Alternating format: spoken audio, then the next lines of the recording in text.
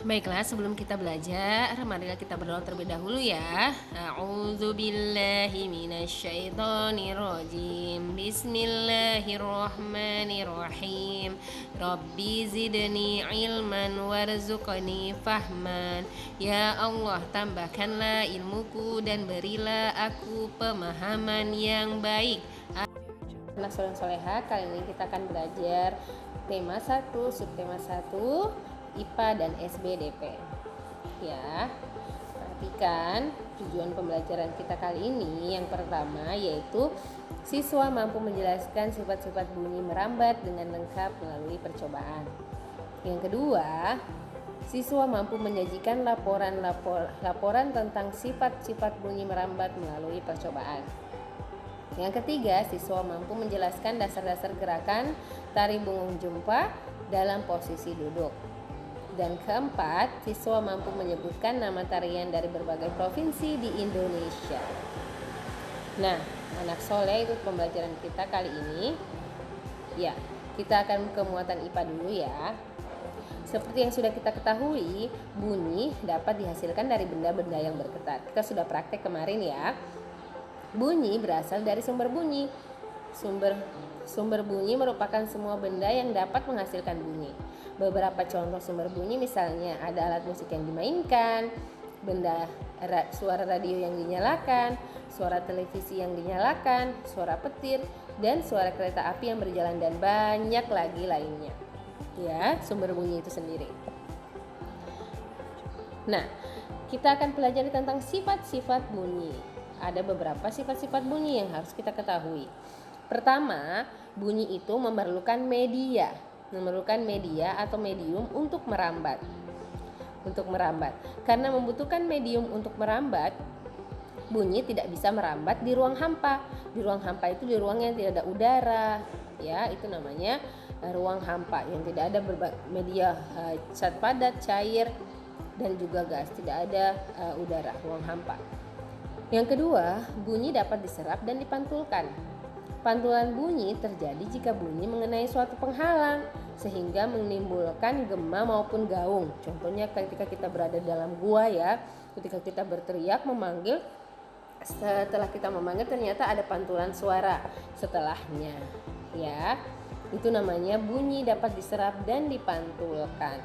Dapat diserap itu misalnya juga dalam bioskop. Dalam bioskop kan suara saya sudah ada yang pernah ke bioskop kan? Sudah ada yang pernah ke bioskop. Suara dari layar itu tidak akan sampai keluar, dia kedap suara. Karena ada bahan-bahan yang ternyata bisa menyerap bunyi itu sendiri sehingga tidak bisa keluar. Ya, contohnya seperti karpet, ya, busa, itu merupakan benda-benda yang dapat menyerap bunyi. Kemudian yang ketiga, bunyi dapat dibiaskan. Misalnya, suara petir di malam hari terdengar lebih keras dibandingkan siang hari. Karena suhu udara siang hari lebih panas dan kerapatan udara di siang hari lebih renggang, sehingga suara petir di malam hari lebih keras. Ya, kerapatan udaranya.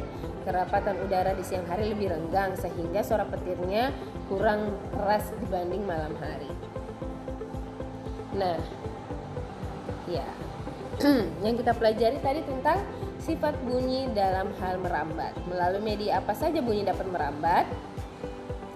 Bunyi dapat merambat melalui 3 media atau medium, yaitu zat padat, zat cair, dan zat gas. Contoh perambatan bunyi melalui zat padat, yang pertama yaitu suara yang terdengar saat kita memainkan telepon kaleng dan benang. Ya, itu zat padat, menggunakan zat padat. Ya, telepon kaleng dan benang itu menggunakan zat padat. Yang kedua, suara lagu yang dinyalakan di ponsel di atas meja bisa terdengar dari ujung meja. Ya, pernah coba kalian tes ya. Kalian simpan HP kalian di atas meja, kemudian nyalakan lagu. Nanti suara dari lagu itu akan terdengar dari ujung meja. Ya, itu perambatan bunyi. Nah, kemudian melalui zat cair. Contoh perambatan bunyi melalui zat cair yaitu pertama, mendengarkan bunyi melalui corong yang ujungnya dimasukkan ke ember berisi air. Kemudian embernya dipukul menggunakan batu. Nah, itu akan kita akan mendengar suara dari dalam air itu melalui corong itu. Kemudian suara air yang terdengar saat berenang. Ya, dengar kan? Kalau kalian berenang ada terdengar suara air, ya. Contoh perambatan bunyi melalui zat gas. Yang pertama, kita bisa mendengar suara teman yang memanggil kita. Nah, karena itu melalui zat gas udara, ya.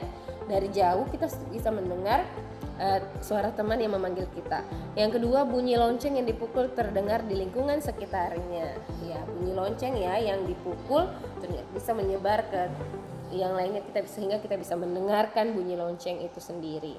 Nah, di buku kalian sudah ada ya, buku kalian sudah ada percobaan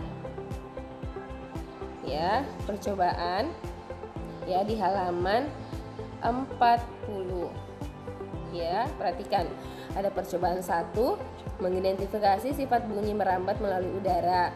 Percobaan 2, mengidentifikasi sifat bunyi merambat melalui benda padat. Percobaan yang ketiga, mengidentifikasi sifat bunyi atau merambat melalui benda cair. Ada 3 medium perambatan bunyi itu sendiri ya. Bunyi dapat merambat melalui berbagai media padat, cair, dan gas. Yang tidak bisa bunyi merambat itu ketika di ruang hampa. Nah, ya. Sekarang tugas yang pertama, ya tadi sudah ada 3 percobaan mengidentifikasi sifat bunyi merambat melalui media padat, cair, padat, dan gas. Tugas yang pertama, praktikkanlah 1 percobaan di atas. Ya, praktikkanlah 1 percobaan di atas. Dan sajikanlah seperti gambar di samping terdapat pada halaman 1. Ya, misalnya kalian mau praktekkan percobaan 1 yang mudah, ya. Berarti tulis nama percobaannya, tujuan percobaannya, alat dan bahannya yang digunakan apa, langkah kerjanya, bagaimana caranya kalian membuat percobaan itu, dan hasil percobaannya apa yang terjadi, apakah suaranya terdengar atau tidak. Ya, hasil percobaan itu membuktikan apakah suaranya terdengar atau tidak. Kesimpulannya apa?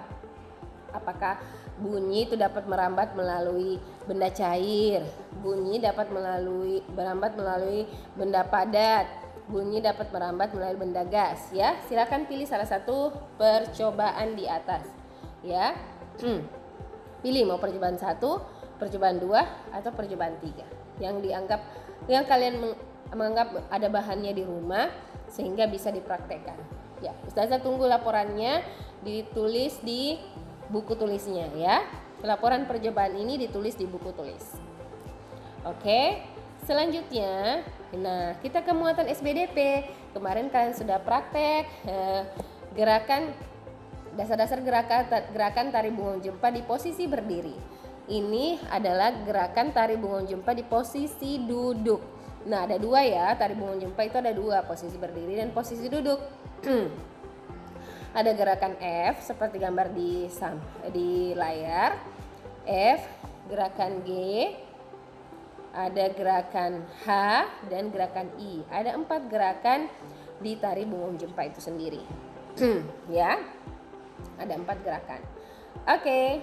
Ini dia. Nanti kalian harus mengerti bagaimana gerakan dari posisi duduk itu sendiri. Ya, kali ini saya tidak kasih praktek. Selesaikan dulu tari bungong jempa yang posisi berdiri. Harus selesai dulu semua tugasnya, ya. Nah, tugas yang kedua untuk kalian semua, untuk pelajaran SBDP ini tidak ada praktek. Nah, untuk tugas SBDP tidak praktek. Yang kalian kerjakan tugas kedua, silahkan menuliskan nama tarian dari berbagai daerah di bawah ini. Sulawesi Tenggara, apa nama tarian yang kalian ketahui? Sulawesi Selatan juga apa? Sumatera Utara, Riau, Jawa Barat, Jawa Tengah, Kalimantan Barat, Kalimantan Utara, Papua, dan Ambon. Silahkan kalian mencari nama tarian yang ada di berbagai daerah di bawah ini. Ya, jadi hari ini tugasnya ada 2. Pertama tadi tugas IPA, menyajikan laporan percobaan yang kalian buat. 1 saja laporan percobaan, ya. Yang kedua, SBDP, kalian tuliskan nama tarian dari berbagai daerah, ya. Oke, cukup sekian pembahasan Ustazah untuk penguatan pelajaran IPA dan SBDP. Jadi tadi kita sudah pelajari mengenai sifat-sifat bunyi yang merambat melalui berbagai media yaitu cair, padat, dan gas. Yang kedua yang kita sudah pelajari yaitu menjelaskan dasar-dasar gerakan tari bungung jempa. Dan terakhir, kalian mesti menyebutkan nama tarian dari berbagai provinsi. Nah, ini ada 10 provinsi yang Ustazah tuliskan. Oke? Ya, jika ada yang tidak mengerti silahkan tanyakan Ustazah. Wabillahi taufiq wal hidayah. Wassalamualaikum warahmatullahi wabarakatuh.